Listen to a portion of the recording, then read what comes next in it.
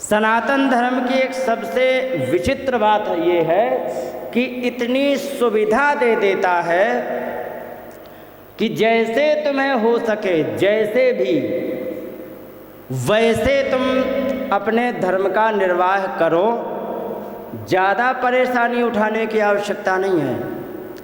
इसीलिए कहा गया है कि भोजनम तो वरम मन्ये कथा श्रवण कारकम नोपवास वरह प्रोक्ता कथा विघ्न करो यदि।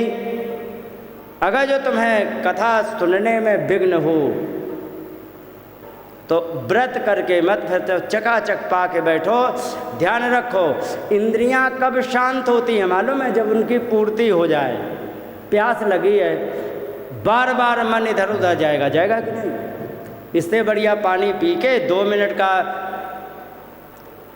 अवकाश ले करके पानी पी करके आराम से बैठो तो फिर मन जाना इधर उधर बंद हो जाएगा।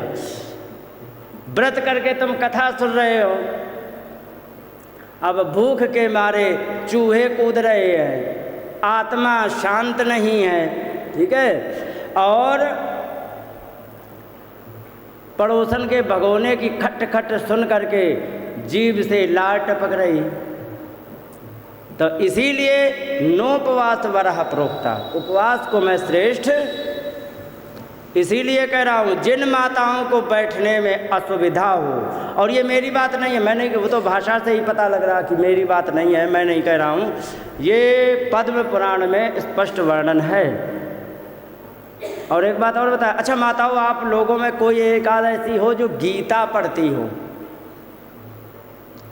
पढ़ी है? वाह, वेरी गुड, फिर तो आप हमारे बड़े काम किया, फिर तो रोज आना। उसमें तुम 17वें अध्याय में देखना, ठीक है? 17वें अध्याय में मात्र 3 बातें कही गई, चौथी कोई बात ही नहीं है, ठीक है? क्या सतोगुणी क्या होता है, तमोगुणी क्या होता है, रजोगुणी क्या होता है, बस। जैसे 16वें अध्याय में मात्र 2 बातें कही गई, तीसरे का कोई भी वर्णन उसमें नहीं है। क्या माता जी शीशा देखती हो? शीशा देखती हो? शीशा, हाँ देखती हो ना रोज? हाँ हाँ, 2-4 दिन में। लेकिन क्या आपके पास वो तो तुम्हारा ऊपर का चेहरा दिखाई पड़ रहा कि तुम 55 साल की हो गई हो, बुढ़िया होने वाली हो, दिखाई पड़ता कि नहीं? लेकिन क्या आप अंदर का भी व्यू देख सकती हो? नहीं। मैं बताता हूँ, बड़े आसानी से देख लोगे, आपको पता होगा। गीता का 16वां अध्याय पढ़ना तुम, ठीक है? 16वें अध्याय में ये दिखा देगा कि तुम देव प्रकृति की हो या राक्षस प्रकृति की। 2 प्रकृति होती है, एक देव प्रकृति, एक राक्षस प्रकृति। आपने देखा होगा उसमें गीता के 16वें अध्याय के पहले श्लोक का पहला शब्द अभयम सत्व संशुद्धि ज्ञान योग व्यवस्थिति दानम दमश्च यज्ञश्च स्वाध्याय तप आर्जवम अहिंसा सत्यम क्रोधो। आया कि नहीं? ये देव प्रकृति के लोगों की बातें हैं। इसी प्रकार से 17वें अध्याय में एक बात और कही गई है, क्या? तुम देव प्रकृति के हो, ठीक है, लेकिन सतोगुणी हो, तमोगुणी, रजोगुणी, कौन गुण के हो? तो उसका 17वां अध्याय पढ़ लो। उसमें वर्णन किया गया है जो मैं तुम्हें बताना चाह रहा था। उसमें क्या वर्णन किया गया? जब शरीर को ज़्यादा कष्ट दे करके तपस्या करते हैं ना, जैसे कि कोई उल्टा लटक गया पेड़ पर या खड़े खड़े रह रहा है, चारों तरफ से आग लगा के बीच में बैठ गया, इस शरीर को कष्ट देना होता है, ठीक है? और शरीर को कष्ट देने वाली तपस्या तमोगुणी होती है, समझ गए? हाँ, शरीर को एकदम परेशान करके नोच के रख देना अपने ही शरीर को, ये तपस्या तमोगुणी होती है। इसलिए जब वहाँ पर भगवान ने अपने मुख से कहा है सतोगुणी तपस्या क्या है, आराम से जैसे भगवान का भजन हो, दिन भर मत जपो, 4 बार जप लो दिन में नाम, ठीक है? क्योंकि तुम्हारे पास 100 काम जीवन में है। सुबह उठते ही सबसे पहले उनको चाय बना के देनी, है ना। चाय बना के देने के बाद तब तक बालक बच्चों को भी जगाना है, बालक बच्चों को जगाया, उनको तुरंत टिफ़िन तैयार करना, उनको ये करना। अब इतनी व्यस्तता में अगर जो तुम 4 बार भी भगवान का नाम अच्छी तरह से हृदय से ले लो, ठीक है, आपकी तपस्या पूरी। ठीक है। एक बार की बात, नारद जी गए भगवान के पास, विष्णु भगवान के पास। नारद जी ने कहा कि भगवान मैं भी क्या, तो मैं किस श्रेणी के का भक्त हूँ? क्योंकि हाँ बहुत बढ़िया भक्त हो, बहुत बढ़िया। भाषा से पता लगा कि नहीं, हमसे भी कोई सुपर क्लास का भक्त है। भगवान से पूछा कि हमें लगे, आपकी भाषा से लग रहा है कि हमें ऐसा लगता है कि हमसे भी बढ़िया कोई भक्त है। क्योंकि नहीं कोई बात नहीं, आप बहुत बढ़िया, बहुत बढ़िया। और जब इस प्रकार से कहा नहीं प्रभु बताओ बताओ बताओ बताओ बताओ कौन सा बढ़िया भक्त है, तो जब इस प्रकार से उन्होंने कहा, नारद जी ने कहा कि नहीं बताओ भगवान, ने बताओ कोई हमें लग रहा कि है। क्योंकि हाँ एक वो भक्त है, देखो खेत जोत रहा है, तो खेत जोत रहा है, तो उन्होंने कहा अच्छा ये चलो हम उसके दर्शन करके जाओ। अब वे दर्शन करने गए और पशु से खेत जोत रहे थे, बैल से। तो बैल तो बेचारा पशु है, तो उसको कभी गाली भी दे देना, कभी तेज़ी से डांट देना, ज़्यादा गुस्सा आ जाए तो डंडा भी मार देना, ये सब चल रहा था। तो नारद जी ने जाके देखा कि अरे भगवान क्या बात है, वो तुम्हारा भक्त है जो बैलों को गाली दे रहा, ये कर रहा वो कर रहा। क्योंकि सुनो तो तुमने बैलों को गाली देते सुना है, थोड़ी देर रुको, खेत जोत लिया, जोतने के बाद इसके बाद बैठ गया आराम से और कहने लगा वाह प्रभु जी, जो भी आप मुझे देते हो सच में हमारी मेहनत का बहुत ज़्यादा देते हो। हम तो 10 किलो बोते हैं, आप 10 कुंटल दे देते हो। हम एक बार बीज बोआते हैं, इसके बाद सारा पालन आप ही करते हो। जय हो प्रभु जय हो। इतना किया तो क्योंकि उसने एक बार नाम लिया, इतने में भक्त हो गया। क्योंकि हाँ है, क्योंकि नहीं भगवान हमारी बात समझ में नहीं आई, एक बार नाम लिया, हम दिन भर नाम ले रहे। तो उन्होंने कहा कि सुनो आपको समझ में नहीं आई है, एक काम कर सकते हो आप। क्योंकि क्या, मैं ये कह रहा हूँ कि आप सामने तालाब से एक ये हमारा जल पात्र है,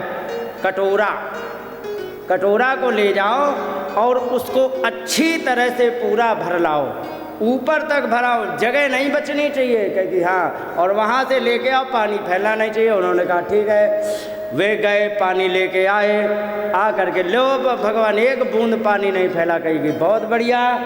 अब ये बताओ रास्ते में कौन कौन तुम्हें मिला? क्योंकि महाराज ये तो मैं नहीं देख पाया रास्ते में, क्योंकि हम तो पानी संभालने में लगे थे। क्योंकि यही अंतर है उस किसान में और आप में। क्योंकि क्यों, आपको एक जिम्मेदारी दी, दूसरी जगह आपने दृष्टि नहीं की। वो अगर जो एक दिन पानी लगाना चूक जाए, उसकी साल भर की फसल चौपट हो जाएगी। लेकिन इतना सब कुछ हो, इतनी व्यस्तता होते हुए किसानी का काम एकदम टाइम टेबल का होता है। टाइमिंग फेल है तो किसान पक्का नहीं बन सकता। सच है कि नहीं? धान में पानी यदि नहीं दिया तो सारी धान सूख जाएगी।